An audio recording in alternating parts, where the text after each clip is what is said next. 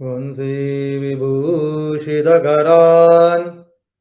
नवनीरदाभात् पीताम्बरात् करुणबिम्बफलादरुष्ठात् पूर्णेन्दुसुन्दरमुखात् अरविन्दनेत्रात् कृष्णात् परं किमपि तत्त्वम् अहं न जाने।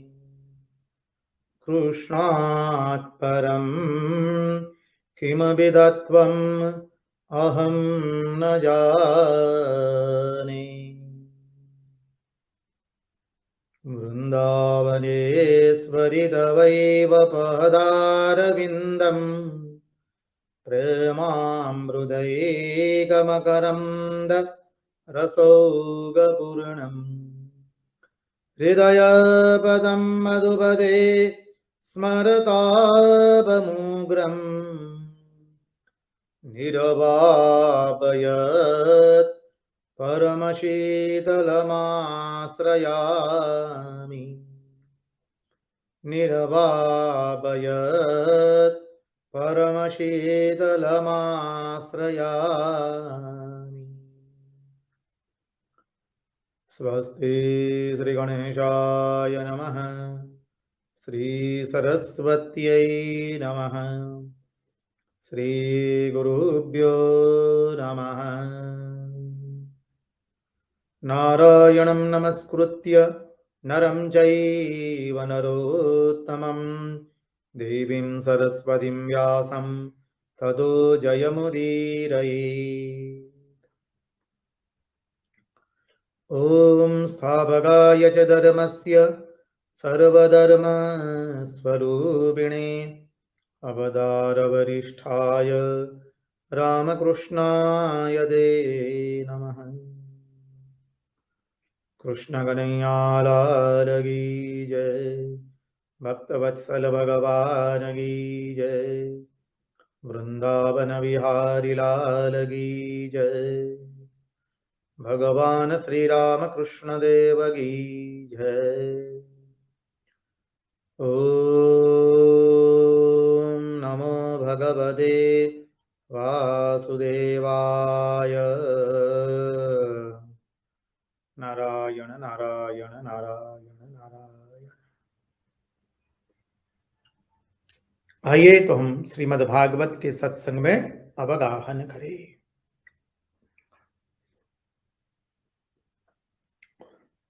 पिछले सत्संग में हमने चिंतन किया था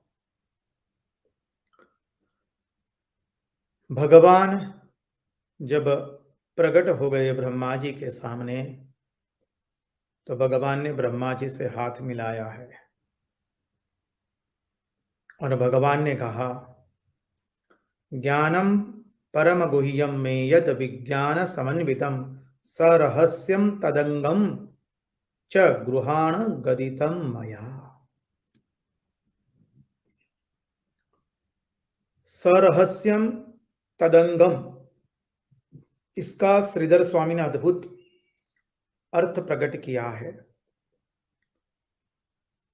कल इस श्लोक का हमने विस्तृत रूप से चिंतन करने का प्रयास किया था। ज्ञानम परम गुह्यम में यद विज्ञान समन्वितम सरहस्यम तदंगम च गृहाण गदितम मया। ये ज्ञान कैसा है? परम गुह्य है। विज्ञान यद विज्ञान समन्वितम, ज्ञान मानिए शास्त्रोक्त वेदांत ज्ञान, विज्ञान मानिए अनुभव स्वरूप से। फिर कहा सरहस्यम तदंगम च, सरहस्य मानी बोले साधना से, प्रेम से, ज्ञान से और वैराग्य से, विज्ञान से, साधना से, प्रेम से, ज्ञान से और विज्ञान से। तदंगम, तदंगम मानी इन चारों का आश्रय लेकर के। सरहस्यम मानी चारों साधना के साथ में, तदंगम च, उसके अंग, गृहाण गदितम मया, मैं तुम्हें सुनाता हूं, तुम सावधान होकर के सुनो। और फिर कहा, यावानहम यथा भावो यद्रूप गुणकर्मकः तथैव तत्व विज्ञानम अस्तु मे मदनुग्रहात्। मैं जैसा हूं, मेरी जितनी लंबाई चौड़ाई है, सरल अर्थ से समझाए तो, यावान हम, अहम यावान मनी मैं जितना हूं। तो भगवान तो देश काल वस्तु में आबद्ध नहीं है, इसलिए भगवान कैसे हैं? अदेश है, अकाल है और अविषयक है, देश काल वस्तु से परे है। यथा भाव, मेरा जो लक्षण है, यत रूप गुण कर्म कह, मेरा जो रूप है, गुण है और क्रियाएं है, तथैव तत्व विज्ञानमस्तु, वो जैसा है वैसा का वैसा तत्व मैं तुम्हें समझाता हूं। ते मदनुग्रहात्, ब्रह्मा जी को भगवान ने कहा कि मेरे अनुग्रह से मैं तुमको वो तत्व जैसा है वैसा ही तुमको मैं समझा रहा हूं। मेरे अनुग्रह से, भगवान का जब अनुग्रह होता है तभी ये ज्ञान प्राप्त होता है। जीव अपनी इच्छा से वो ज्ञान को अर्जित नहीं कर सकता है। भगवान ने साफ साफ कहा, ते मदनुग्रहात्। अब चतुश्लोकी भागवत का आरंभ होता है। ये भूमिका हो गई, भूमिका का हमने चिंतन किया कल। अब पहला श्लोक है, अहमेव समेवाग्रे नान्यद् यत्सदसत् परम पश्चादहं यदेतच्च यो वसिष्येत सोऽस्म्यहम्। अहमेव समेवाग्रे नान्यद् यत्सदसत् परम पश्चादहं यदेतच्च यो वसिष्येत सोऽस्म्यहम्। इस श्लोक को ठीक से समझने का हम प्रयास करेंगे, चिंतन करने का प्रयास करते हैं।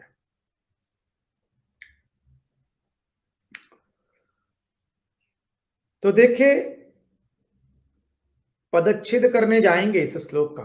अहमेवा समेवाग्रे, अहम एव आसम एव अग्रे, ये पहले शब्द का ही हम पदच्छेद करें संधि विच्छेद के साथ।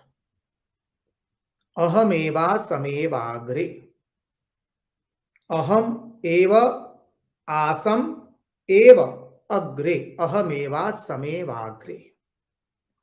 इसमें दो दो बार एव शब्द आया है, इसके पर हम ध्यान दें।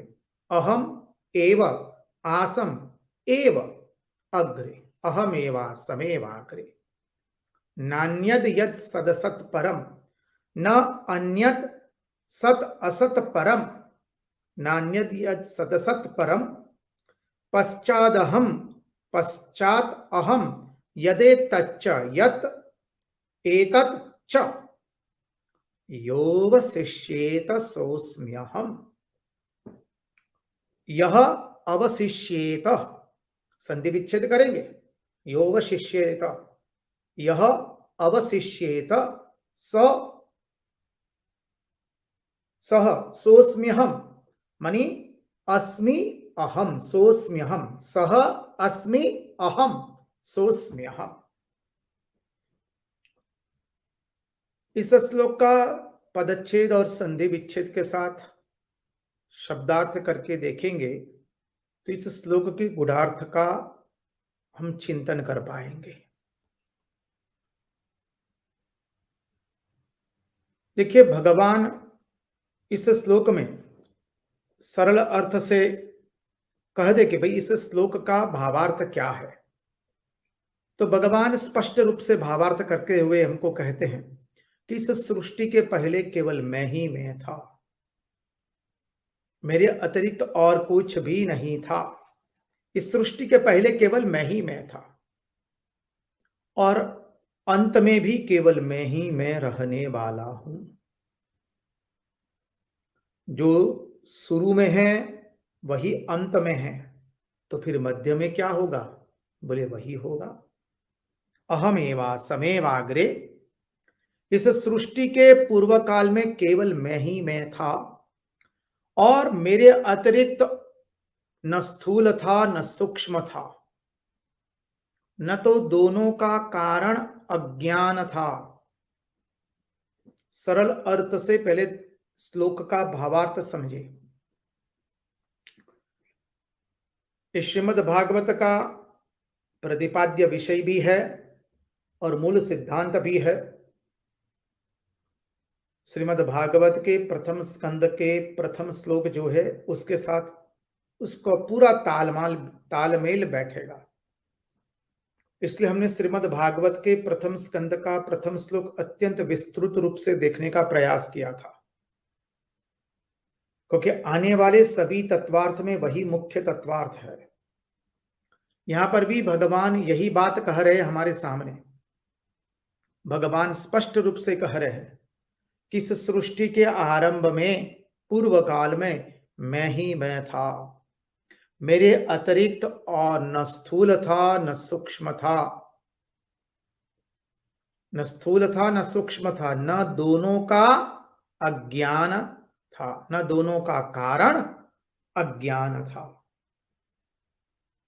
फिर कहते हैं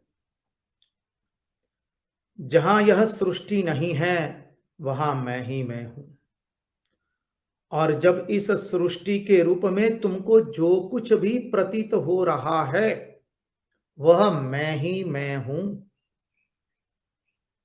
इस सृष्टि के अंदर में तुम्हें जो कुछ भी प्रतीत हो रहा है वह मैं ही मैं हूं। और कहते जो कुछ बचा रहेगा वो भी मैं ही मैं हूं।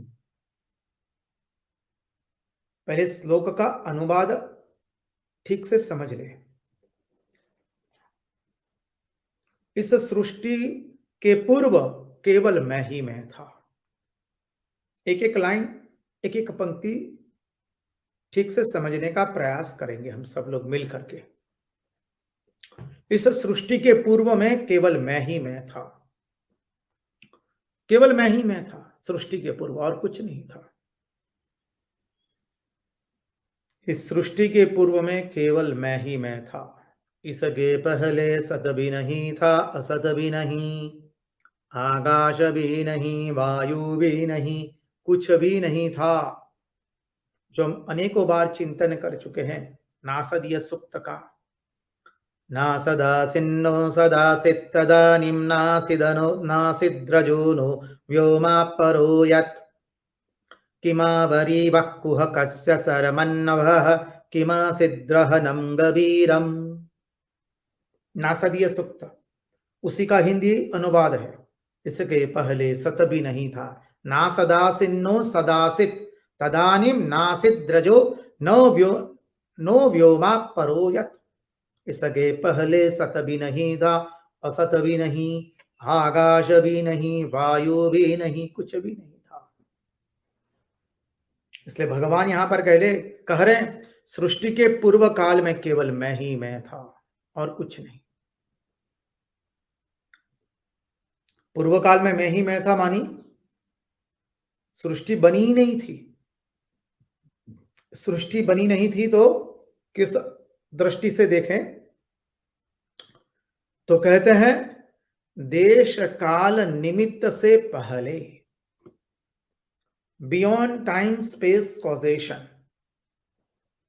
देश काल निमित्त, पूरा ब्रह्मांड जो है वो एक देश की मर्यादा में है। देश मानी आकार अवकाश की मर्यादा में है। देश मानी भारत देश,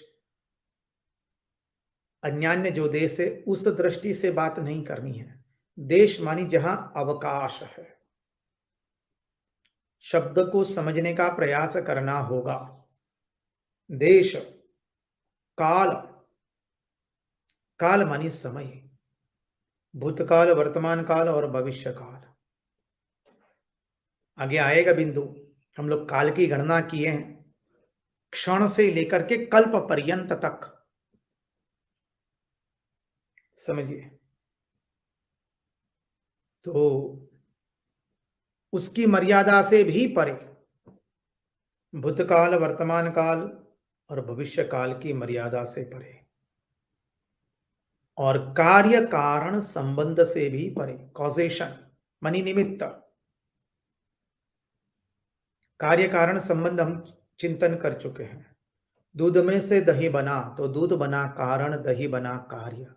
दही में से मक्खन बना तो दही बना कारण, मक्खन बना कार्य। मक्खन में से घी बना तो मक्खन बना कारण और घी बना कार्य। इसको कहते कार्य कारण संबंध। तो यहां पर जो भगवान कह रहे कि सृष्टि के पहले केवल मैं ही मैं था, उसका तात्पर्य क्या है? सृष्टि के पूर्व कैसे कल्पना करें? सृष्टि के पूर्व क्या? विज्ञान तो कहता है कुछ करोड़ों या अरबों वर्ष पूर्व की बात, वो तो हम धारणा नहीं कर सकते हैं। हम तो तत्वज्ञान से देख रहे हैं, तो ये हमारा तत्वज्ञान की दृष्टि से ही हमें देखना है। तो बोले जब कुछ भी नहीं था, यानी सृष्टि की रचना ही नहीं हुई थी। चिंतन करें हमने जब सृष्टि तत्व का चिंतन किया है सांख्य की पद्धति से, तब हमने चिंतन किया था कि भी थोड़ा चिंतन कीजिए। हम सब लोग देश काल वस्तु की मर्यादा में हैं। हम उस ब्रह्म का चिंतन करने जा रहे हैं जो ब्रह्म देश काल वस्तु से परे है। सरल भाषा में कहे तो जिसे हम कहते हैं शुद्ध ब्रह्म परात्पर राम, वह शुद्ध ब्रह्म, वही ब्रह्म जब देश काल वस्तु की मर्यादा में आया, देश काल निमित्त में आया, अर्थात टाइम स्पेस कॉजेशन में आया, तो वही शुद्ध ब्रह्म जब टाइम स्पेस कॉजेशन में आया, देश काल निमित्त में आया, तो उसको हमने कहा जगत। जगत और कुछ नहीं, यही वही है ब्रह्म। ब्रह्म का ही दूसरा नाम है जगत।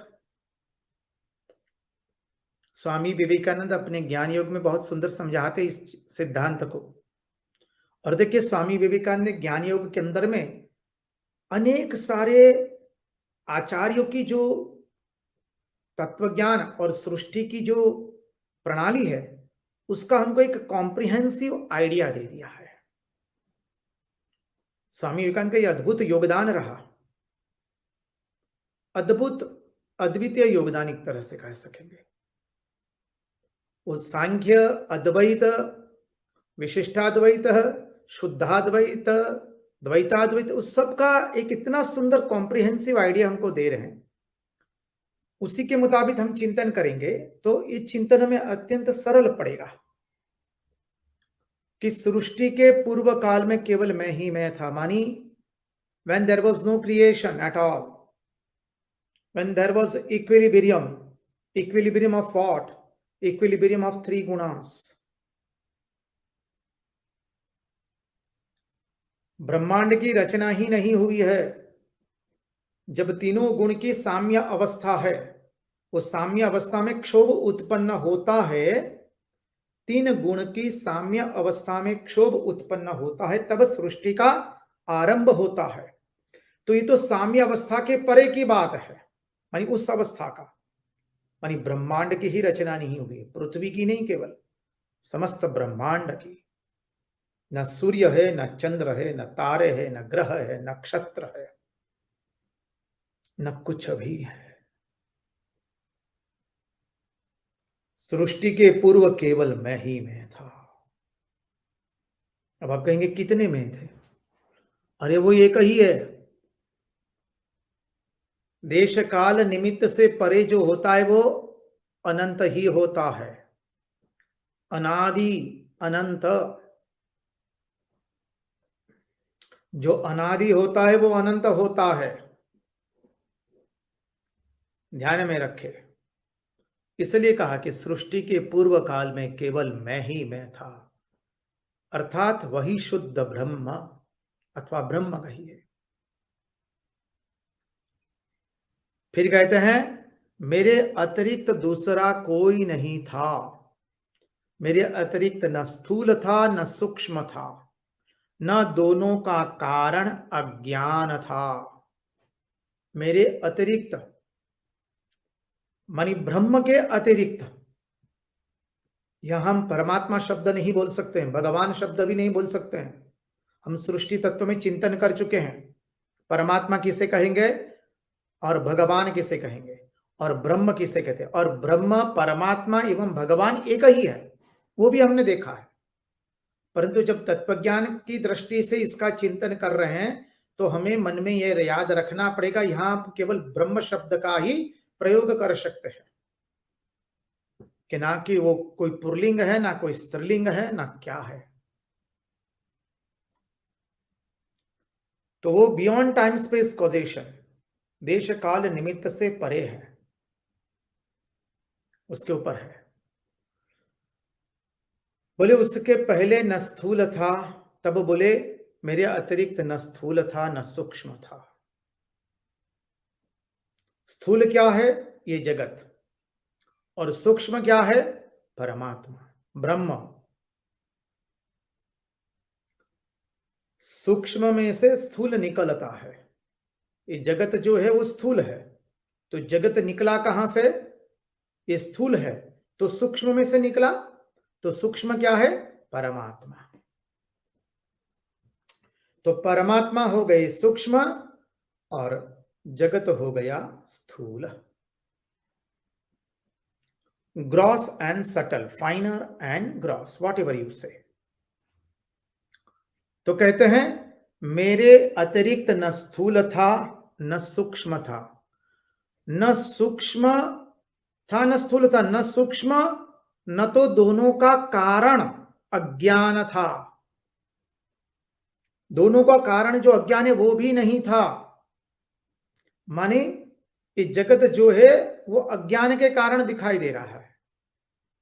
वेदांती लोग कहते हैं अरे जगत तो नहीं है। कैसे नहीं है? बोले अज्ञान के कारण हमको जगत दिखाई दे रहा है। आरंभवाद, परिणामवाद, विवर्तवाद, उसके अद्वयत्व में विवर्त है। याद कीजिए, सच्चिदानंद रूपाय विश्वोत्पत्त्यादि हेतवे तापत्रय विनाशाय श्री कृष्णाय वयम नुमः। उस श्लोक में हमने चिंतन किया है सच्चिदानंद, सतचित और आनंद। सतचित आनंद क्या है? सतचित आनंद अलग अलग नहीं है, तीन एक ही है। उसके अद्वयत्व में विवर्त है। और जब सर्ग क्या है उसका चिंतन कर रहे थे, तब हमने बताया था विवर्तवाद क्या है। कुछ हुआ नहीं है,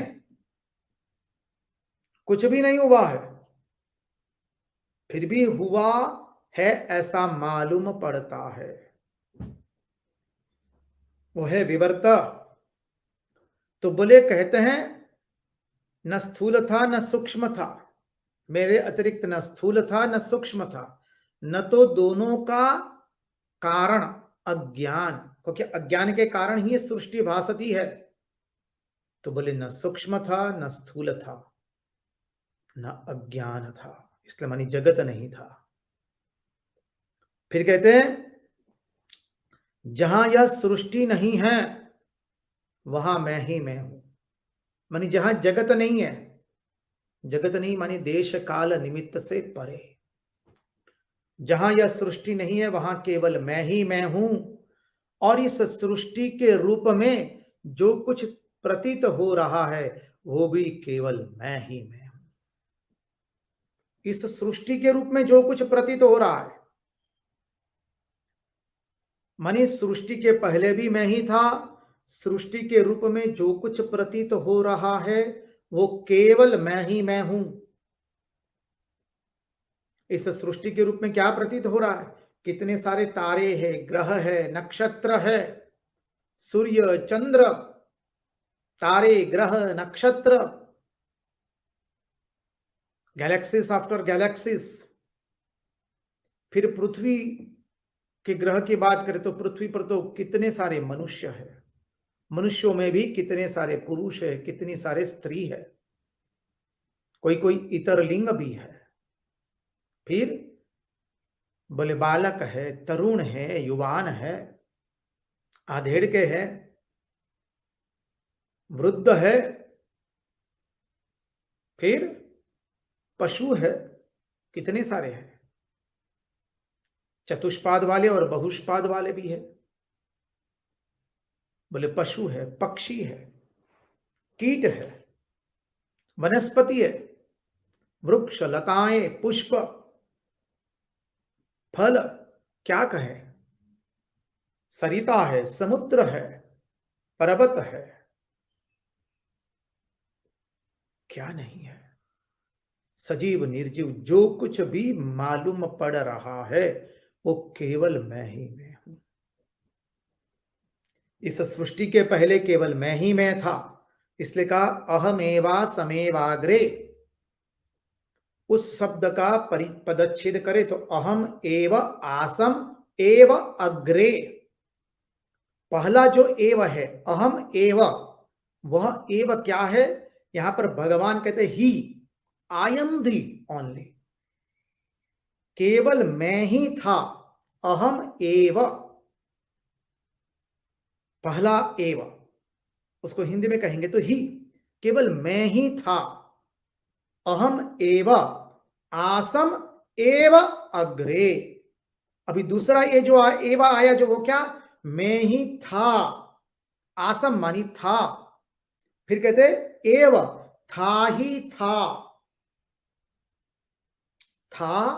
ही था, एकमात्र मैं ही था। अहमेवा समेवाग्रे, अहम एव आसम एव अग्रे, अहमेवा समेवाग्रे। सृष्टि के आरंभ में केवल मैं ही मैं था, मेरे अतिरिक्त और कुछ नहीं था, न सूक्ष्म था न स्थूल था, न दोनों का कारण अज्ञान था, कुछ भी नहीं था। न सदासिन्नो सदासित् तदानीं नासिद्रजो नो व्योमापरो यत् किमावरी बकुह कस्य सरमन्नभः किमासिद्रहनं गभीरम। ध्यान से श्रवण करें। हम इसलिए पूरी चेष्टा करते हैं कि हम अच्छी तरह से इस श्लोक के मर्म को समझ पाए, शाब्दिक रूप से तो समझ पाए, अनुभव के बाद की बात है, पहले जो प्रथम सोपान है उसको तो हम ठीक से समझे, क्योंकि जब ये समझ जाएंगे कि परमात्मा के अतिरिक्त और कुछ नहीं है, तो देखिए हमारी बहुत सारी समस्याओं का निराकरण हो जाएगा। हम किससे राग करेंगे, किससे द्वेष करेंगे, यही बात है। अहमेवा समेवाग्रे, इस सृष्टि के प्रारंभ में केवल मैं ही मैं था, मेरे अतिरिक्त दूसरा कोई नहीं था, न स्थूल था न सूक्ष्म था, न दोनों का कारण अज्ञान था।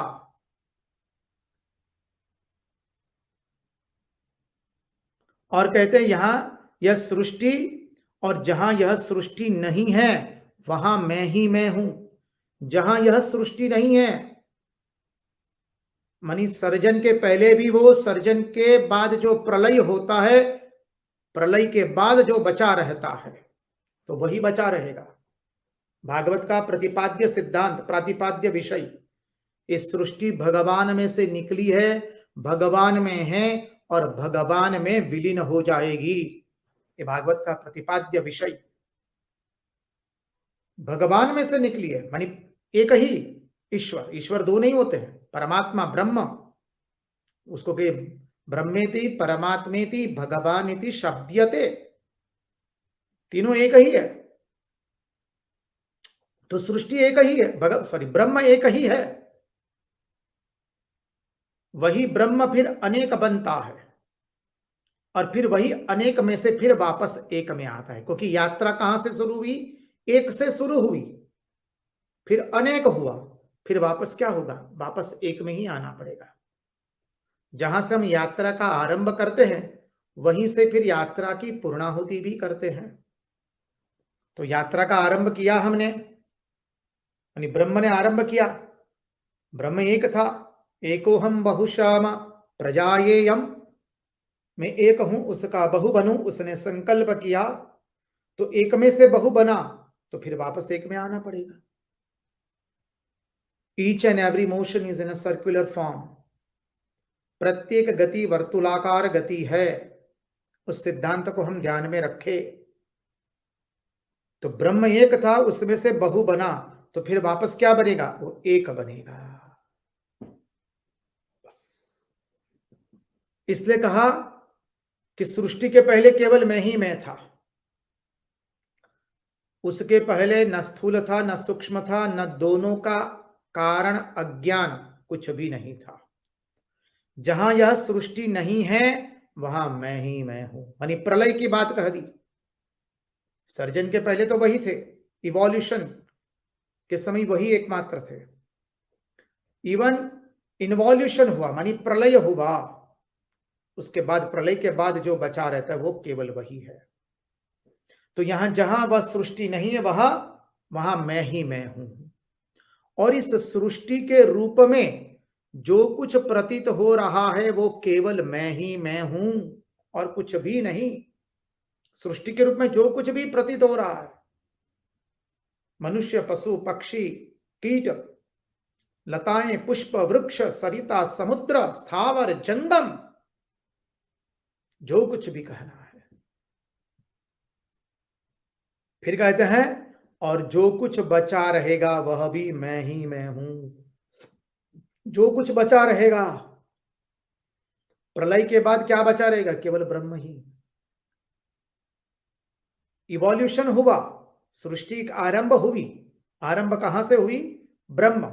ब्रह्म ने संकल्प किया मैं एक हूं, उसका बहु बनूं। तो क्या हुआ? जहां संकल्प हुआ तो तीनों गुण में क्षोभ उत्पन्न हुआ। ये तीन गुण परमात्मा के भीतर में ही हैं, मानी माया के अंदर में है। माया परमात्मा की ही शक्ति है, परमात्मा से अभिन्न है। तो उस तीन गुण में क्षोभ उत्पन्न हुआ तो क्या हुआ? महत्त्व हुआ। महत्त्व से अहंकार, अहंकार के तीन विभाग, उसमें से क्या मिला? 24 तत्व मिला हमको। पंच तन्मात्राए, पंच महाभूत, पंच ज्ञानेन्द्रिया, पंच कर्मेंद्रिया, मन बुद्धि चित्त अहंकार। 5 4 20, 5 चौको 20 और 4 तत्व मन बुद्धि चित्त अहंकार। 25वां तत्व प्राण प्रविष्ट किया उसने और ब्रह्मांड रूपी अंडा तैयार हुआ। यह सृष्टि का सर्जन हुआ, इवोल्यूशन जिसे कहेंगे।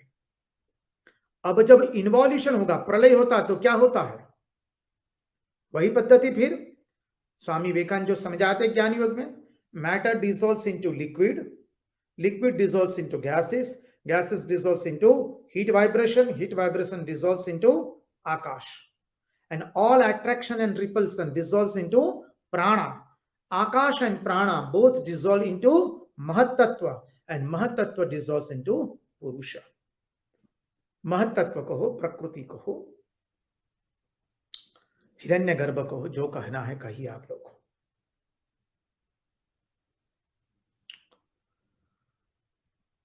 तो ये प्रलय की प्रक्रिया देखी, सर्जन की भी देखी, प्रलय की भी देखी। तो सर्जन के पहले प्रभु कहते हैं मैं ही था, ब्रह्म कहता है केवल मैं, अहमेवा समेवाग्रे। और विनाश के बाद, प्रलय के बाद भी रहने वाला केवल मैं ही हूं। और इतना ही नहीं, इस सृष्टि के रूप में जो कुछ तुम्हें प्रतीत हो रहा है वो केवल मैं ही मैं हूं। आरंभ में भी मैं, अंत में भी मैं ही मैं, तो मध्य में भी केवल मैं ही मैं हूं। उदाहरण से समझने का प्रयास करें।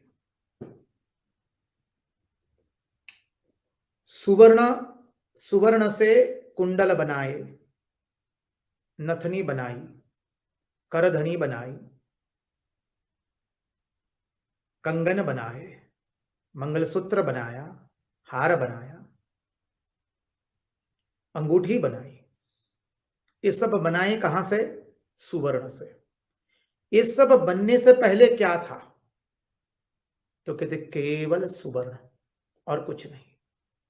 बस सुवर्ण धातु थी, उस धातु में से भिन्न भिन्न जेवर बनाए, गहने बनाए। क्या बनाया? कुंडल बनाए, नथनी बनाई, अंगूठी बनाई, बोले मंगलसूत्र बनाया, हार बनाया, कंगन बनाए, करधनी बनाई। अब इतने सारे गहने बनाए। पहले क्या था? सुवर्ण।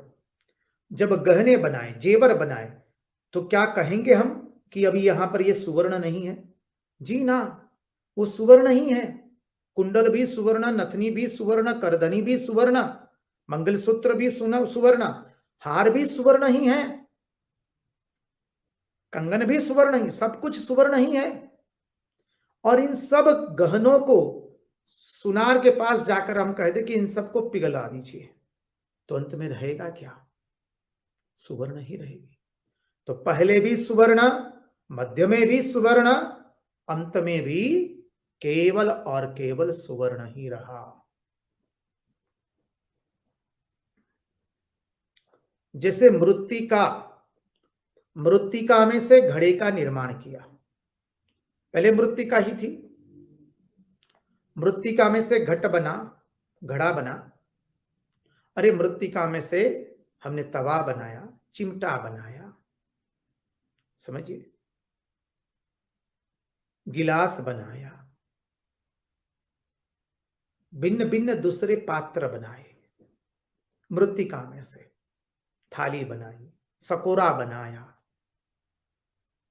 चिमटा बनाया, तवा बनाया, गिलास बनाया, क्या नहीं बनाया, बहुत कुछ बनाया। तो ये सब सकोरा, थाली, चिमटा, तवा, ये सब बनने से पहले क्या था? एकमात्र मृत्तिका। अब ये सब बने तो क्या मृत्तिका का नाश हो गया? ना, मृत्तिका में ही बना है सब कुछ। चाहे हम चिमटा कहे, सकोरा कहे, थाली कहे, तवा कहे, जो कुछ भी कहे, वो है तो मृत्तिका ही। और ये सब जब टूट जाएंगे तो बचेगा क्या? मृत्तिका ही बचेगी। मानी शुरू में भी मृत्तिका थी, अंत में भी मृत्तिका ही है, और मध्य में भी केवल मृत्तिका ही है। इस सृष्टि भगवान में से निकली है, भागवत का प्रतिपाद्य विषय। मिला लीजिए संगति, इस सृष्टि भगवान में से निकली है, सुवर्ण में से सब कुछ निकला, मानी भगवान में से निकला, भगवान में है, सब जेवर में सुवर्ण ही है, और भगवान में विलीन हो जाएगी, और ये सब जेवर अंत में सुवर्ण में ही विलीन हो जाएंगे। बराबर है? ये सृष्टि भगवान में से निकली है, मानी मृत्तिका में से ही सब बर्तन बने। इस सृष्टि भगवान में से निकली ही, भगवान में है, सब जो भिन्न भिन्न पात्र बनाए, उस पात्र के अंदर में मृत्तिका ही है, मृत्तिका के अतिरिक्त और कुछ भी नहीं है। और बोले अंत में भगवान में विलीन हो जाएगी, मानी अंत में सब पात्र फिर से पुनः मृत्तिका के अंदर में रूपांतरित हो जाएंगे। मिला लीजिए सिद्धांत। प्रत्येक गति वर्तुलाकार गति है। यहां पर यही बात कह रहे हैं, अहम एवासमेवाग्रे, अहम एव आसम एव अग्रे, 2 बार अग्रे एव आया है, क्षमा कीजिए, 2 बार एव शब्द आया। पहला एव केवल ही है, दूसरा एव था ही था। अहम मानी मैं, अहम एव, आसम था, आसम एव था ही था, अग्रे पहले केवल मैं ही था, मैं केवल था ही था। इस शब्द पर ध्यान देना है। मानी था ही था का अर्थ क्या है? ध्यान से श्रवण करें। तो जब बियॉन्ड टाइम स्पेस कॉजिशन, देश काल निमित्त से परे था, तब वह ब्रह्म केवल था ही था। आप कहेंगे कहां जाते होंगे, अकेले होंगे तो वो ब्रह्म, कहीं जाने की आने की बात नहीं है। वहां कोई देश नहीं है, काल नहीं है, वस्तु नहीं है, मानी कोई आकार नहीं है। देश काल वस्तु की मर्यादा में आकार होता है, यहां तो कोई आकार ही नहीं है। इसलिए कहा केवल था ही था। श्री राम कृष्ण देव की उक्ति का संगति लगाइए साथ साथ में। श्री राम कृष्ण देव समझाते हुए हमें कहते हैं, क्या कहते हैं? When that Brahman is static, I call him as a Shiva, and when that is dynamic, I call him as a Kali. जब वह ब्रह्म निश्चेष्ट होता है तब मैं उसे शिव कहता हूं, वह ब्रह्म जब कार्यान्वित होता है तब मैं उसे काली कहता हूं। तो यहां पर था ही था मानी क्या? वो निश्चेष्ट है, बस। वह ब्रह्म केवल निश्चेष्ट है, न कहीं आना है न कहीं जाना, क्योंकि एक ही है, अनादि अनंता।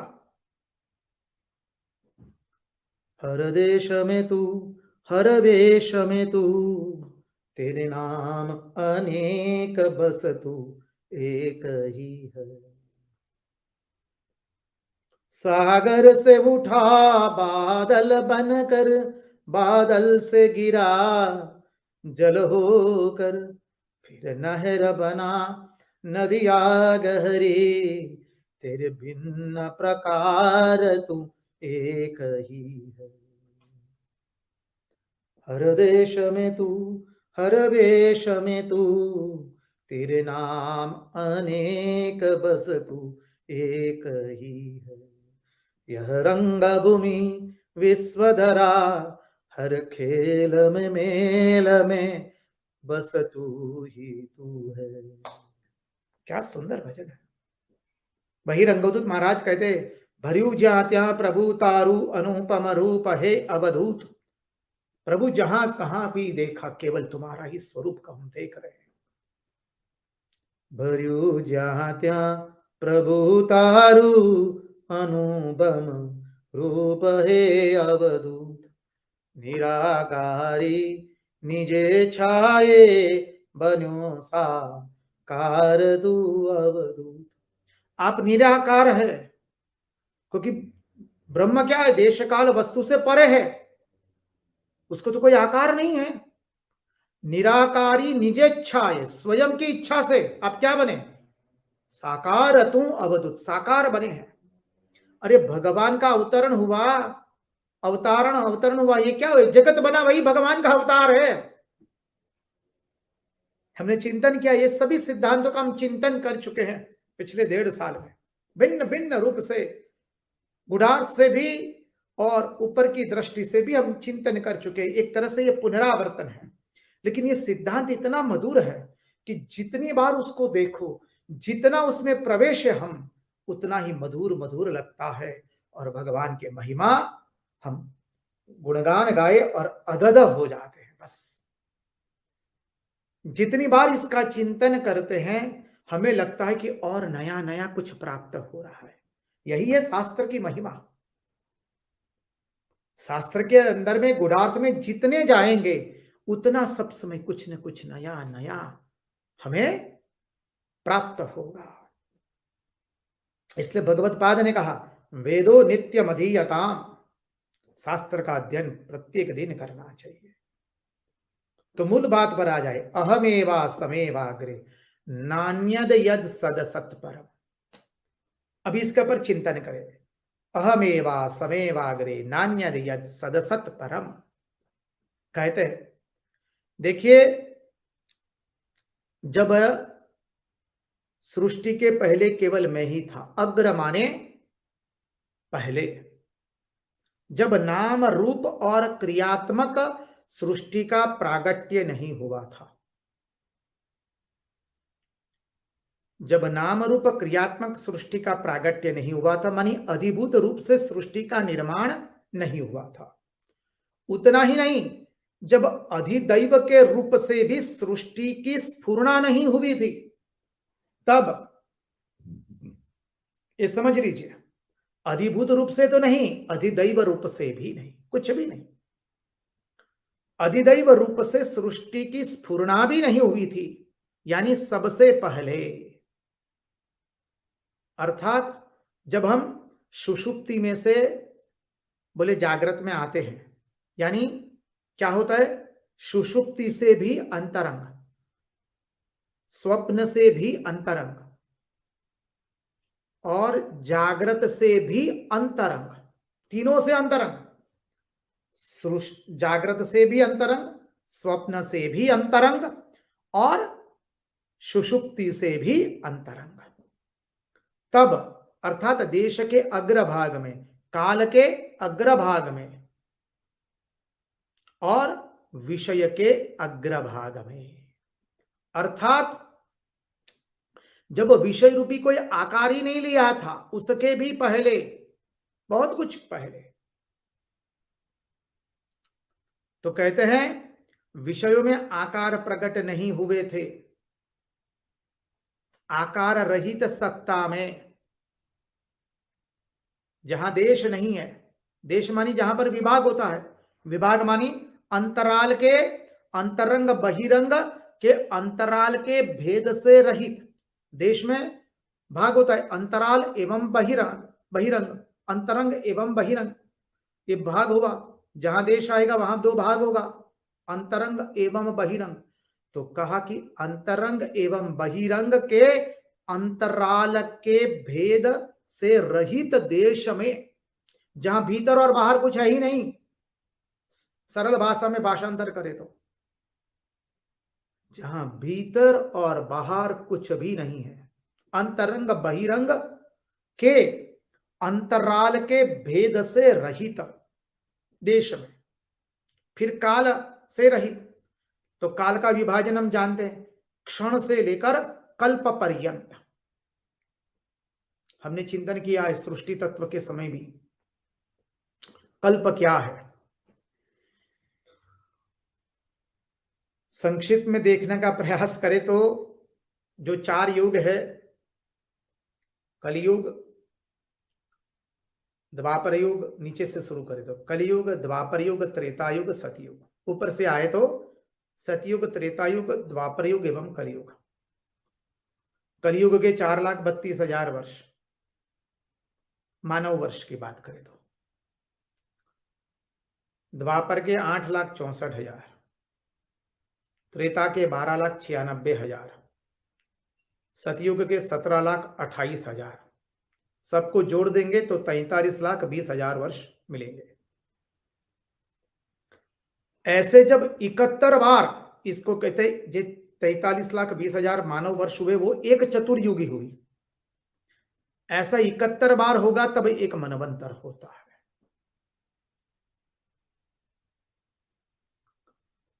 संक्षिप्त में कहे तो ऐसा 1000 बार होने पर एक कल्प होता है, समझिए। तो ये काल की गणना अत्यंत विस्तृत है। हम तो कैसे भी संक्षिप्त में आपको मनी क्या कहते हैं, पड़ी का बांध दिया है हमने, क्योंकि उसके लिए विशेष करके 2-3 घंटे लगेंगे, विस्तृत रूप से चर्चा करनी है। तो भविष्य में कभी बिंदु आएगा, आने वाला है, चतुर्थ स्कंद या पंचम स्कंद में भी आएगा, तब समय मिलेगा तो देखेंगे, अन्यथा हरि की इच्छा। तो नारायण, हम मूल बात पर आए। तो जो काल का भेद है, क्षण से लेकर कल्प पर्यंत, वो भी नहीं था, कुछ भी नहीं। देहातीत, कालातीत, विषयातीत, विषय भी नहीं, उन सब से परे अहम एव आसम एव अग्रे, केवल मैं ही मैं था, केवल था ही था और कुछ नहीं, केवल था ही था। ऐसा मत समझो कहीं पर गति करते होंगे, अरे कैसे गति करेंगे, एक ही होता है। देश काल निमित्त से पहले ब्रह्म कैसा था, बोले एक ही था, दो नहीं था। ब्रह्म कभी दो नहीं होता है, ध्यान में रखे। अनादि अनंत दो नहीं होता है, अनंत एक ही होता है। ये मैथमेटिकल कैलकुलेशंस नहीं है। गणित शास्त्र में there are many infinities. We are not talking from the point of mathematics, it's a pure philosophy. ये तत्वज्ञान से हम चर्चा कर रहे हैं, इसलिए कहा कि केवल था ही था, मानी वो कहीं जाता नहीं, कहीं आता नहीं है। तो वह जो अभी हमने देखा, ब्रह्म निश्चेष्ट था, और ब्रह्म अकेला जब निश्चेष्ट है तो अकेला कभी सर्जन नहीं कर सकता है, उसको आवश्यकता पड़ती है शक्ति की। वो शक्ति क्या है, माया। इसलिए जब ब्रह्म ने संकल्प किया कि मैं एक हूं उसका बहु बनूं, तो क्या हुआ? तीनों गुण में क्षोभ उत्पन्न हुआ। वो भगवान की माया, दैवी एषा गुणमयी मम माया दुरत्यया मामेव ये प्रपद्यन्ते माया मेताम तरन्ति ते। वह भगवान की दैवी शक्ति, भगवान की आद्या शक्ति जिसे कहेंगे हम, वह है। तो वह था ही था एकमात्र, और कुछ नहीं, उसके सिवा दूसरा कुछ भी नहीं था। बोले अकेले थे तो कहीं जाते आते होंगे, बोले कैसे होगा, वो तो केवल था ही था और कुछ नहीं है, इसके अतिरिक्त और कुछ हो ही नहीं सकता है। फिर कहते हैं अहमेवा समेवाग्रे, ये पहला चरण हुआ। थोड़ी धीरज रखे, अभी दूसरा चरण है। नान्यद यद सदसत परम न अन्यत सत असत परम नान्यद यद सदसत परम। तो कहते हैं यह जो दुनिया दिखाई पड़ रही है, यह जब नहीं रहेगी तब केवल मैं ही मैं रहूंगा। पहले भी मैं, बाद में भी मैं। जब दुनिया नहीं दिखाई देगी मानी क्या हो गया? प्रलय हो गया। अभी दुनिया हमको दिखाई दे रही है क्योंकि सर्जन है इसलिए, लेकिन जब प्रलय आएगा तब सब नष्ट हो जाएगा। और प्रलय कैसे होता है वो अभी अभी हमने देखा। Matter dissolves into liquid, liquid into gases, gases into heat vibration, heat vibrations into Akash, all actions and repulsions dissolves into prana, akash and prana dissolves into prakriti, prakriti into mahat, mahat into purusha. Involution, evolution मानी surgeon, involution मानी प्रलय। तो कहते जब कुछ भी नहीं रहेगा, मानी पहले मैं ही मैं हूं और पीछे भी मैं ही मैं हूं। शुरू में सुवर्ण ही था, बीच में जेवर बने वो भी सुवर्ण है, और अंत में सुवर्ण ही रहेगा। पहले भी परमात्मा, बाद में भी परमात्मा, और मध्य में भी परमात्मा ही परमात्मा है। भागवत का सिद्धांत है। पहले भी परमात्मा, मध्य में भी परमात्मा और अंत में भी परमात्मा, उसी को कहते हैं भागवत। आत्माओं ने, आचार्यों ने, विद्वत जनों ने भिन्न भिन्न दृष्टि से हमको अद्भुत भागवत की परिभाषा दी है। शुरू में भी परमात्मा, मध्य में भी परमात्मा, अंत में भी परमात्मा, मानी उसी को कहते हैं भागवत। तो इस समग्र जगत क्या है? भागवत ही है। ब्रह्म के अतिरिक्त तो और कुछ नहीं है। जब ये हम समझ लेंगे तो फिर किससे राग करेंगे, किससे द्वेष करेंगे? फिर कहते हैं योवशिष्यते सोऽस्म्यहम् नान्यद यद सदसत परम, नान्यद यद सदसत परम पश्चादहम यदे तच्च योवशिष्येत सोऽस्म्यहम्। यदे तच्च क्या है? अरे जो कुछ जेवर बने वो वही है।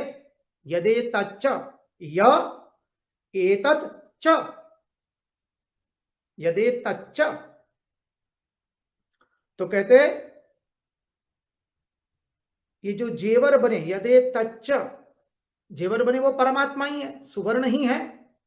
पश्चादहम यदे तच्च, पश्चात अहम यत एतत् च यह, पश्चादहम यदे तच्च योव मानी यह अवशिष्यते, अवशिष्येत, अवशिष्येत सह अस्मि अहम।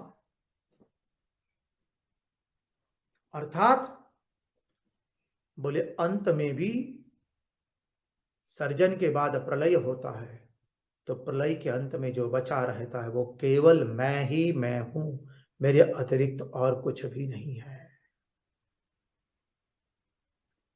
जब कुछ भी नहीं दिखाई पड़ेगा तो जो सबको न दिखाई पड़ने पर बचा रहता है, सबको न दिखाई देने पर बचा रहता है।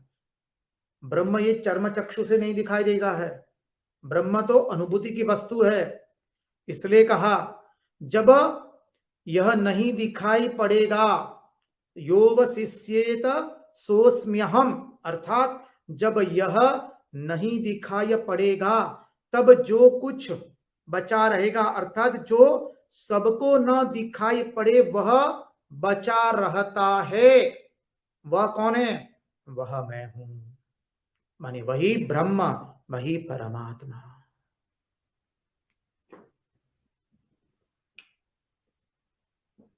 कितनी अद्भुत बात बता रहे हैं। जो शेष रह जाता है वह भी मैं ही हूं, जो सबको नहीं दिखाई देता है। इसलिए कहा कि परमात्मा का स्वरूप कैसा है? बोले अद्वितीय है। अब यहां पर वेदांत का अत्यंत गहन सिद्धांत आता है। हमारा नम्र निवेदन रहेगा थोड़ा ध्यान से हम लोग श्रवण करें। परमात्मा कैसा है? अद्वितीय। परमात्मा तत्व कैसा? अद्वितीय, दो नहीं है। हमसे अधिक भिन्न होंगे परमात्मा तो वो परमात्मा परमात्मा नहीं हुए, क्योंकि वो तो दृश्य बना। परमात्मा कभी दृश्य नहीं हो सकता है। इसलिए कहते हैं एक बहुत बड़ी विलक्षण बात है कि यदि परमात्मा हमसे भिन्न है, अलग होगा, तो परमात्मा की तो गति हो जाएगी, दो गतियां हो जाएगी। परमात्मा यदि हमसे भिन्न है, परमात्मा यदि हमसे अलग है तो क्या हो जाएगी? बोले परमात्मा की दो गति हो जाएगी। परमात्मा यदि हमसे भिन्न है तो परमात्मा की तो दो गति हो जाएगी, तो परमात्मा की तो दो गति नहीं हो सकती है। इसलिए परमात्मा क्या है? हम ही परमात्मा, उसको प्रतिपादित करने जा रहे हैं। इसलिए कहा कि भाई परमात्मा की दो गतियां हो जाएगी। अब जो परमात्मा की दो गतियां हो गई तो वो क्या हो गया? परमात्मा कल्पित हो गया। हमसे यदि भिन्न है परमात्मा तो परमात्मा की दो गतियां हो जाएगी और वो परमात्मा कैसा हो गया? कल्पित हो गया। हमारा परमात्मा कोई कल्पित थोड़ी ना है, दृश्य हो जाएगा। दृश्य हो गया मानी कल्पित हो गया।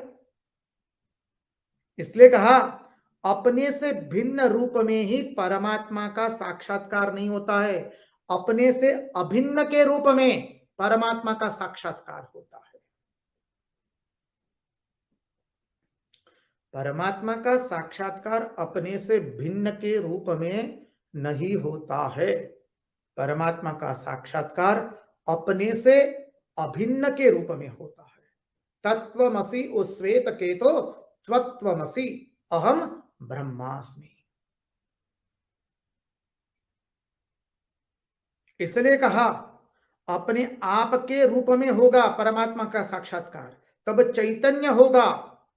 और वो कैसा होगा? अकल्पित होगा। अपने आप के रूप में साक्षात्कार होगा और वो कैसा होगा? चैतन्य के रूप में। अपने आप में होगा मानी वो अब कल्पित नहीं रहा। दृश्य होगा तो कल्पित हो जाएगा, अब जब दृश्य नहीं है तो कैसा है?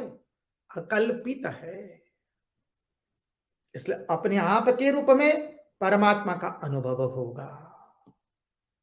अपना आत्मा अकल्पित है और चैतन्य है, कल्पित नहीं है, अर्थात दृश्य नहीं है, अकल्पित है और चैतन्य है। परमात्मा का यदि अन्य रूप में साक्षात्कार होगा तो वो कैसा हो जाएगा? परोक्ष हो जाएगा। हमको परोक्ष नहीं चाहिए, हमको तो अपरोक्ष चाहिए।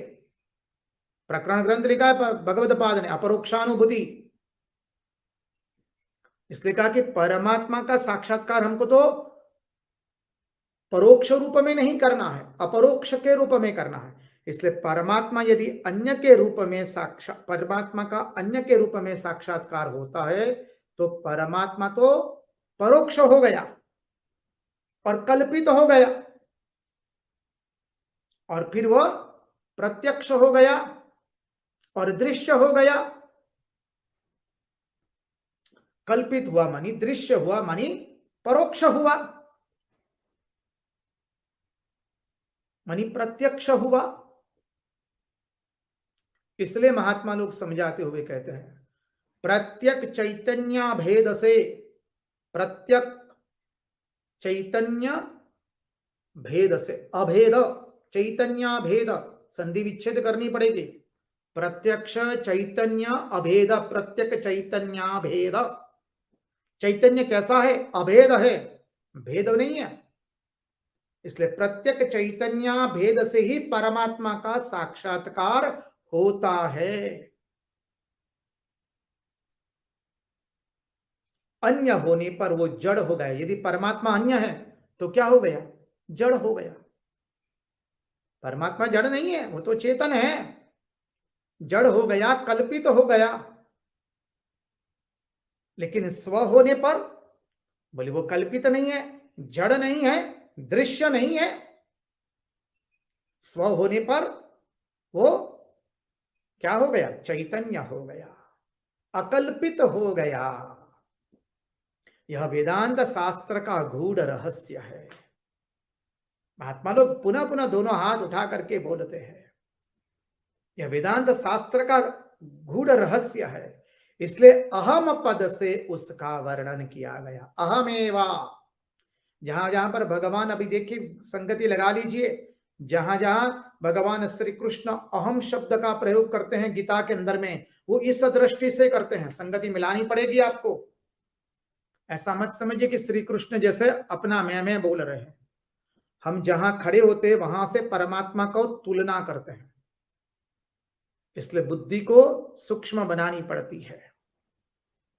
तो कहा कि वेदांत का ये जो गूढ़ रहस्य क्या है कि इसलिए परमात्मा का साक्षात्कार कैसा होना चाहिए? बोले प्रत्यक चैतन्य भेद, प्रत्यक चैतन्य अभेद, प्रत्यक चैतन्य भेद से ही परमात्मा का साक्षात्कार होता है। अन्य होने पर तो वो कल्पित हो जाएगा, जड़ हो जाएगा, और स्व होने पर चैतन्य होगा, अकल्पित होगा। यह वेदांत का गूढ़ रहस्य है। इसलिए भगवान कहते अहमेवा समेवाग्रे नान्यद यद सद सत्परम पश्चादहम यदेतच्च योवशिष्येत सोऽस्म्यहम्। इसके पहले केवल मैं ही था, इसके बाद में भी मैं ही रहने वाला हूं, और मध्य में जो कुछ प्रतीत हो रहा है वो केवल मैं ही मैं हूं और कुछ भी नहीं हूं। अब समझ लीजिए, हर देश में तू, हर वेश में तू, तेरे नाम अनेक बस तू एक ही है। यह रंग भूमि विश्वधरा, हर खेल में बेल में बस तू ही तू है। माटी से अणु परमाणु बना, फिर इस दिव्य जगत का रूप लिया। क्या अद्भुत भजन है। रंगदूत महाराज लिखते हैं, भरियो जात्या प्रभु तारु अनुपम रूप हे अवधूत, निराकारी निजेच्छाए बन्यो साकार तू अवधूत। खुनीना खंजरो मातु, प्रियाना चुंबनो मातु। खुनी के खंजर में भी आप है, प्रिया के चुंबनों में भी आप है। गुलाबी गाल मां वसतो, क्षयीना हाड़ मां वसतो। गुलाबी गाल में आप ही निवास कर रहे हैं, और क्षय रोग से ग्रसित जो रोगी है उसकी हड्डियों में भी, वहीं पर भी आप ही निवासित कर रहे हैं। गुलाबी गाल मां वसतो, क्षयीना हाड़ मां वसतो, बदे निर्द्वंद तू रमतो, अगम लीला करी अवधूत। सब जगह निर्द्वंद रूप से केवल प्रभु आप ही आप है, आपके अतिरिक्त और कुछ भी नहीं है। वने योगी थई बसतो, जगे भोगी समो भमतो, कदी रोगी समो रढ़तो, अगम लीला करी अवधूत।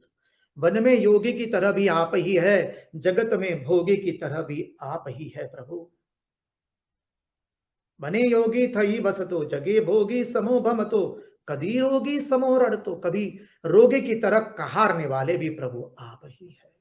अगम लीला करी अवधूत, प्रभु आपकी लीला अगम है। आज यहीं पर उन्हीं की वाणी, उन्हीं के चरणों में समर्पित करते हुए भगवान से प्रार्थना करते हैं, प्रभु हमारे मन की मति गति और रति आपके चरणों में बनी रहे। कृष्ण कन्हैया लाल की जय, भक्त वत्सल भगवान की जय, वृंदावन बिहारी लाल की जय, भगवान श्री राम कृष्ण देव की जय, सब संतन की जय, सब भक्तन की जय।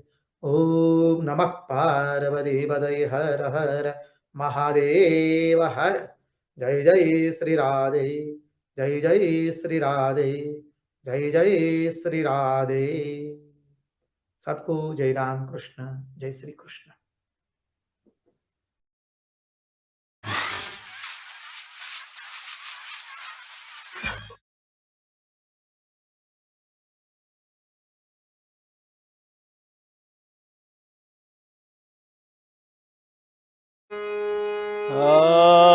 चण्डाला प्रतिहतरयो यस्य प्रेम प्रवाहो लोकातीतो प्यहनजहो लोककल्याणमार्ग त्रैलोक्येऽप्य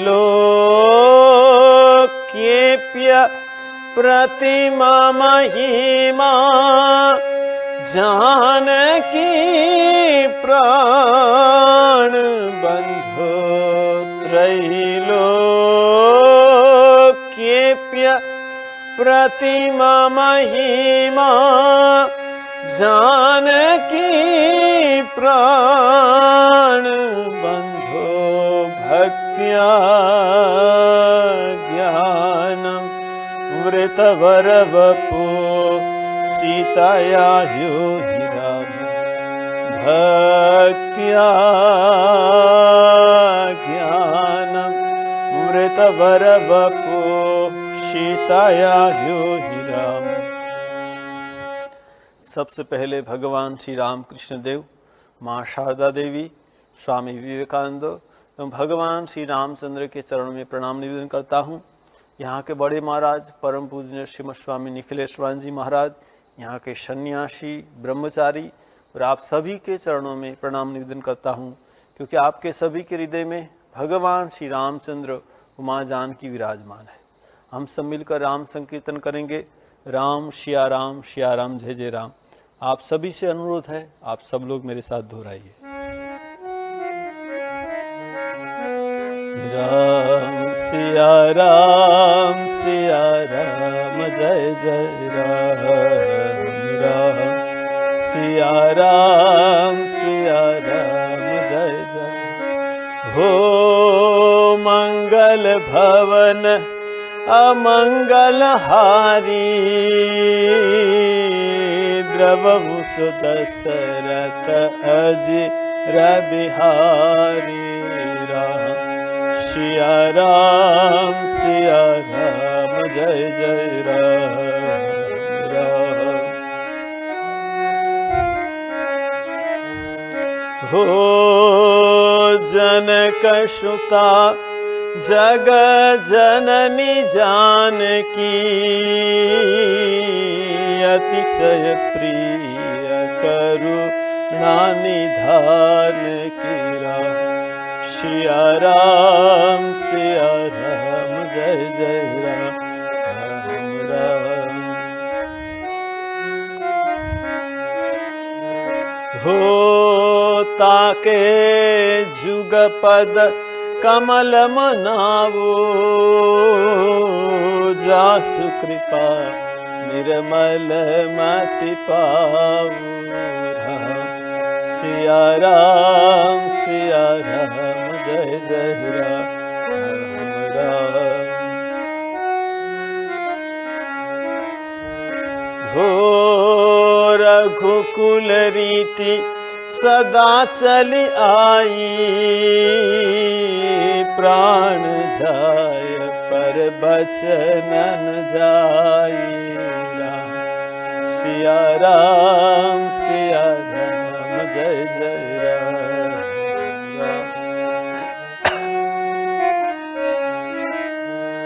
हो जय जय जय हनुमान गोसाई कृपा कर गुरुदेव की नाई। राम सिया राम जय जय राम।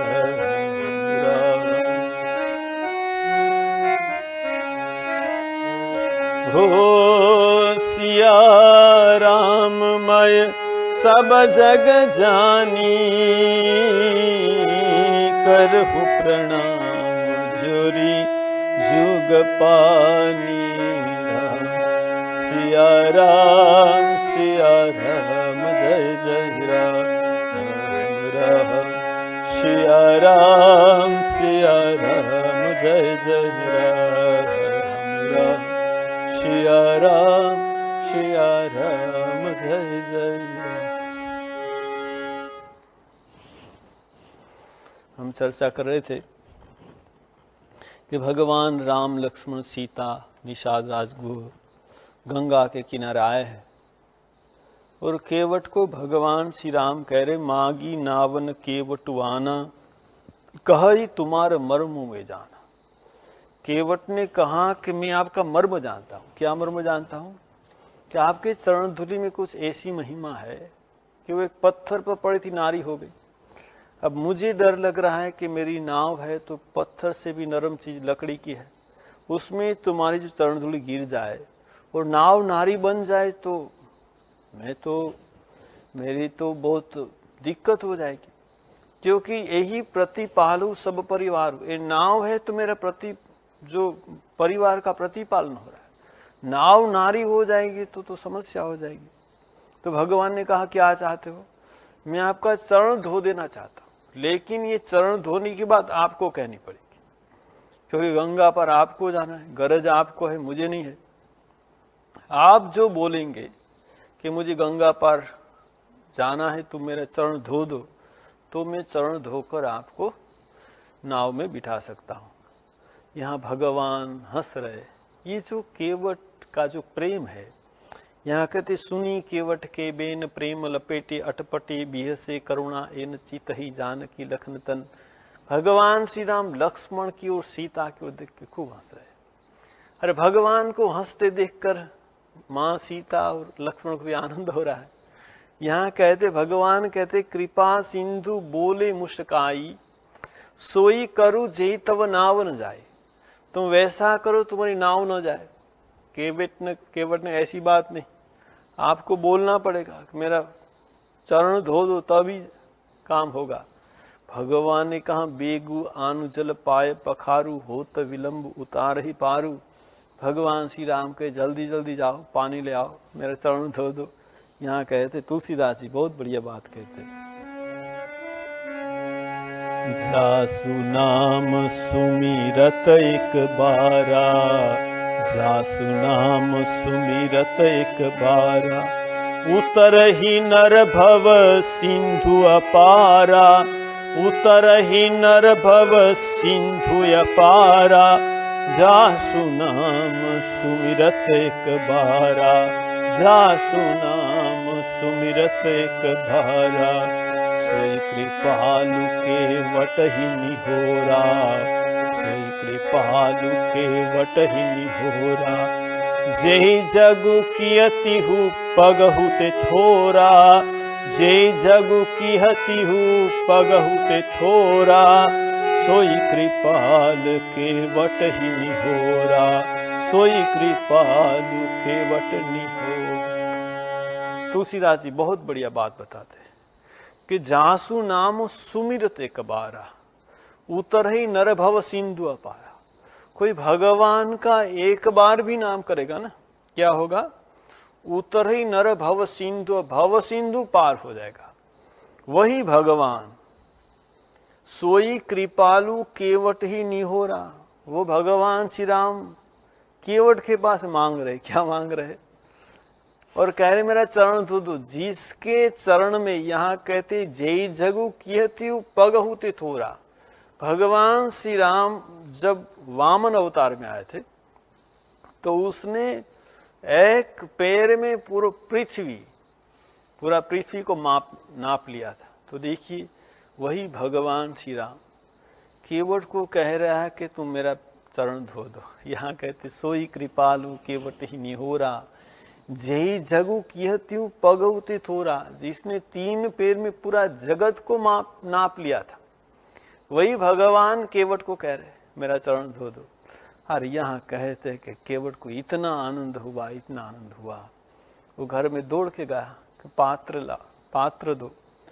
उनकी पत्नी ने कहा, अरे भगवान आए, हमारे पास सोने का पात्र होता, चांदी का पात्र होता, अच्छा होता। यहाँ केवट ने कहा, अरे पात्र की जरूरत नहीं, पात्रता की जरूरत है। भगवान जो आए हैं ना, ये सोना चांदी नहीं चलेगा, ये भगवान तो उदासीन व्रत। तुम एक काम करो, जो कठुआ है ना, जिससे जो नाव में जब पानी जब बढ़ जाता है तो वो कठुआ से क्या है, पानी बाहर करते। वो कठुआ लकड़ी का होता है। कहाँ के, ये लकड़ी का कठुआ से हम उसमें भगवान का चरण धोंगे। क्यों? इसमें भगवान का चरण धोने से क्या होगा, ये जो लकड़ी है ना, वो पानी चूस लेती है। तो क्या होगा, भगवान का चरण धोने के बाद उस जो कठुआ का पात्र है ना, उसमें हम रोटी बनाएंगे। ठीक है ना? तुम आटा लेकर रोटी बनाओगी तो जिसमें भगवान राम का चरण धोया है, उसमें हम फिर जो रोटी तुम बनाओगी, हमारी बुद्धि भी पवित्र हो जाएगी। और यहाँ कहते कि अपनी पत्नी को लेकर आया। और यहाँ कहते कि गंगा ये सब देख रही है। गंगा सोच रही है कि भगवान राम केवट के पास ऐसे कर रहे हैं कि मेरा पैर धो दो। तो गंगा को थोड़ा संदेह हुआ था, लेकिन जब गंगा का पानी लेकर केवट आया तो गंगा ने जब भगवान का पदनख देखा, भगवान का चरण कमल देखा, तो गंगा को पता लग गया कि यही भगवान विष्णु का चरण कमल है। ये चरण कमल से तो मेरी उत्पत्ति, मेरा जन्म स्थान ये है। ये जन्म स्थान का मतलब कि यही मेरी माँ है, यही मेरा पिता है। देखिए, पदनख निरखी देव सरी हरसी, यहाँ कहते हैं तुलसीदास जी, पदनख निरखी देव सरी हरसी, पदनख निरखी देव सरी हरसी, सुनी प्रभु वचन मोहमति करसी, सुनी प्रभु वचन मोहमति करसी, पदनख निरखी देव सरी हरसी, पदनख निरखी देव सरी हरसी, केवट राम रजाय सुपावा, केवट राम रजाय सुपावा, पानी कठवता भरी ले आवा, पानी कठवता भरी ले आवा, केवट राम रजाय सुपावा, केवट राम रजाय सुपावा, अति आनंद उमगी अनुरागा, अति आनंद उमगी अनुरागा, चरण सरोज पखारन लागा, चरण सरोज पखारन लागा, अति आनंद उमगी अनुरागा, अति आनंद उमगी अनुरागा। श्री राम जय राम जय जय राम, श्री राम जय राम जय जय राम, श्री राम जय राम जय जय राम, श्री राम जय राम जय जय राम, श्री राम जय राम जय जय राम, श्री राम जय राम जय जय राम। यहाँ कहते पदनख निरखी देव सरिहरसी, सुनी प्रभु वचन मोहमति करसी। पहले भगवान का जो वचन सुन रही थी, थोड़ा उसको हुआ कि भगवान है क्या, लेकिन जब पदनख देखा तो गंगा को भी आनंद है कि आज मैं भगवान का चरण धोकर मैं भी सार्थक हो जाऊंगी, मैं भी धन्य हो जाऊंगी। केवट राम रजाय सुपावा, पानी कठवता भरी ले आवा। वो जो कठोता था उसमें पानी लेकर आया। अति आनंद उमगी अनुरागा, चरण सरोज पखारन लाग। इतना आनंद है केवट को, भगवान का चरण धोते धोते नाचता है। अरे भगवान ने कहा, अरे नाचना बंद कर भाई, मैं ये पैर ऐसे करके खड़ा हूं, तुम नाचोगे मैं गिर जाऊंगा। केवट ने कहा, प्रभु आपको गिरने का डर है, आप मेरा मस्तक पकड़ कर खड़ा हो जाएगी। आपका जो हाथ मेरे मस्तक पर रहेगा ना, तो मेरा भी अच्छा होगा, ठीक है ना। देखिए यहाँ कहते भगवान केवट का मस्तक पकड़ कर खड़े, वो लक्ष्मण ने भी कहा कि ठीक है मस्तक पर हाथ दीजिए तो थोड़ा इसका दिमाग ठंडा होगा तो हमको जल्दी ले जाएगा, ठीक है ना। तो यहाँ कहते केवट को कितना आनंद है, सोचिए, भगवान उनके मस्तक पकड़ के खड़े है, अति आनंद उमगी अनुरागा चरण सरोज पखारन लागा। क्या हो रहा है? देवता आकाश से पुष्प वृष्टि करे कि ऐसा पुण्यवान ऐसा कोई आदमी नहीं है। क्या कहते देवता? यहाँ कहते हैं बरसी सुमन सुर सकल सिहाई, बरसी सुमन सुर सकल सिहाई, ए सम पुण्य पुंज को उनाई, ए सम पुण्य पुंज को उनाई, बरसी सुमन सुर सकल सिहाई, बरसी सुमन सुर सकल सिहाई।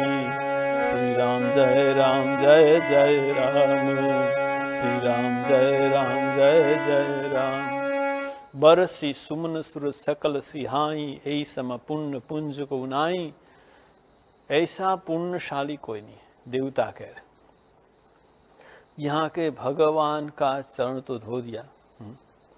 अब यहाँ कहते हैं केवट ने अपने परिवार को, समस्त नर नारी सबको बुलाकर भगवान का चरणामृत सबको पिलाए। यहाँ कहते हैं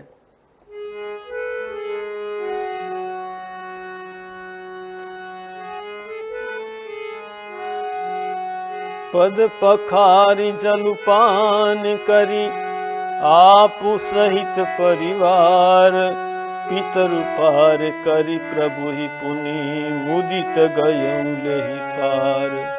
पद पखारी जलपान करी, आपु सहित परिवार, पितर पार करी प्रभु ही पुनि, मुदित गयं लेहि पार। पद पखारी जलपान, देखिए भगवान का चरणामृत पान किया, अपने परिवार को पान करवाया, और कहते समस्त नर नारी जो गांव के सबको बुलाकर भगवान का चरणामृत पिलाया। अब भगवान को कहते प्रभु देखिए यहाँ एक नियम है, जो पहले आते ना उसको हम पार कराते। तो भगवान ने कहा तो पहले तो हम ही है, और कहा तो नहीं और भी बहुत खड़े हैं अभी पार नहीं हुए। जी कौन खड़े?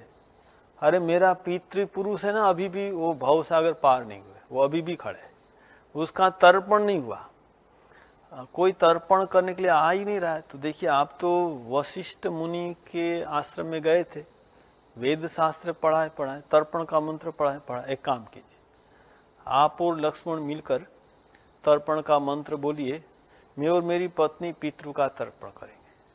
भगवान राम ने लक्ष्मण को कहा भाई शुरू कर। यहाँ भगवान श्री राम और लक्ष्मण तर्पण का मंत्र बोल रहे और कहते हैं कि ये केवट और उनकी पत्नी तर्पण करे। यहाँ लिखते पितरु पार करी, सब पितृ को पार कर दिया। अब पितृ तो पार हो गया, अब केवट कह रहा है प्रभु चरण तो धो दिया, और एक समस्या। क्या समस्या है? प्रभु चरण तो धो दिया लेकिन आपके पैर में जूता है नहीं। चरण धोने के बाद आप फिर जो जमीन पर पैर रखकर मेरी नाव में बैठेंगे तो क्या होगा? फिर चरण में धूली लग जाएगी, और धूली लग जाए तो फिर वही समस्या। अरे भगवान ने कहा क्या करना है? तो कुछ नहीं करना है, मैं आपको उठाकर नाव में बिठा दूंगा। देखिए जो जगत का पालनहार है, जो जगत का भार वहन करता है, आज भक्त भगवान का भार वहन करता है, ठीक है ना। भगवान को उठाकर नाव में बिठा दिया, सीता बैठ गई, लक्ष्मण भी सब बैठ गए। देखिए कभी कभी भगवान को भी भक्तों की काम पड़ी, जाना था गंगा पार, प्रभु केवट की नाव चढ़ी। यहाँ कहते हैं केवट दौड़ के जल भर ले आया, चरण धोए चरणामृत पाया, वेद ग्रंथ जिनके गुण गाए, केवट उनको नाव चढ़ाए। वेद ग्रंथ जिनका गान करते ने वो केवट भगवान को नाव पर चढ़ाता है। और यहाँ कहते बरसे फूल गगन से ऐसे, भक्त के भाग्य जगे, जाना था गंगा पार, प्रभु केवट की नाव चढ़े। एक गुजराती में भजन है, पग मने धोवा दियो रघुराय। पग का मतलब पैर। पग मने धोवा दियो रघुराय, रज तमारी कामणगारी नाव नारी बनी जाए। कि तुम्हारी रज है ना, वो इसमें कुछ जादू है कि नाव नारी बन जाती है। तो हमारा रंक जननी आजीविका टली जाए। हम तो गरीब है, रंक गरीब, तो मेरी आजीविका वो चली जाएगी। मैं आपको 2 लाइन सुनाता हूँ, गुजराती भजन है। धोवा द्यो ने रघुराय, तमारा पग धोवा द्यो रघुराय, प्रभु मने शक पड़्यो मन माय जी। रज तमारी कामण गारी, मारी नाव नारी बनी जाय जी। तो यमारा रंक जननी, तो यमारा रंक जननी, आजीविका टड़ी जाय, तमारा पग धोवा द्यो रघुराय जी। धोवा द्यो ने रघुराय, तमारा पग धोवा द्यो रघुराय, प्रभु मने शक पड़्यो मन माय जी। प्रभु मने शक पड़्यो, शक संदेह, कि प्रभु तो आपका चरण कमल मुझे धोने दीजिए। तो यहाँ कहते भगवान का चरण धो दिया, भगवान को नाव में बिठाया, सीता लक्ष्मण निषाद गु बैठे। अब केवट नाव लेकर जा रहा है।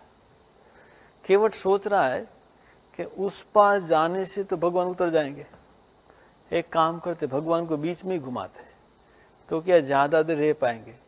तो केवट भगवान को बीच में ही घुमा रहा है। तो लक्ष्मण ने पूछा, प्रभु क्या बात है, ये बीच में क्यों घुमा रहा है? भगवान ने कहा पता नहीं, तुम पूछो। केवट ने कहा अरे भाई हमको तो उस पार जाए तो बीच में क्यों घुमा रहे हो?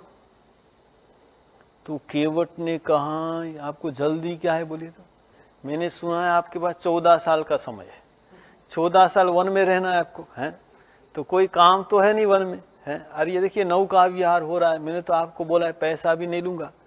कहाँ आप वन में भटकेंगे, पैर में कांटा है, पत्थर सब लगेगा, ये नौका विहार कर रहे, तो आपको जल्दी क्या है? आपके पास 14 साल का समय है। तो लक्ष्मण ने कहा तुम क्या 14 साल का यहीं घुमाते रहोगे क्या? भाई 14 साल नहीं घुमाते रहोगा, लेकिन देखिए आपको एक शास्त्र की बात बताता हूँ। लक्ष्मण ने कहा तुम शास्त्र की बात हमको बताएंगे? वो हाँ क्या बताएंगे?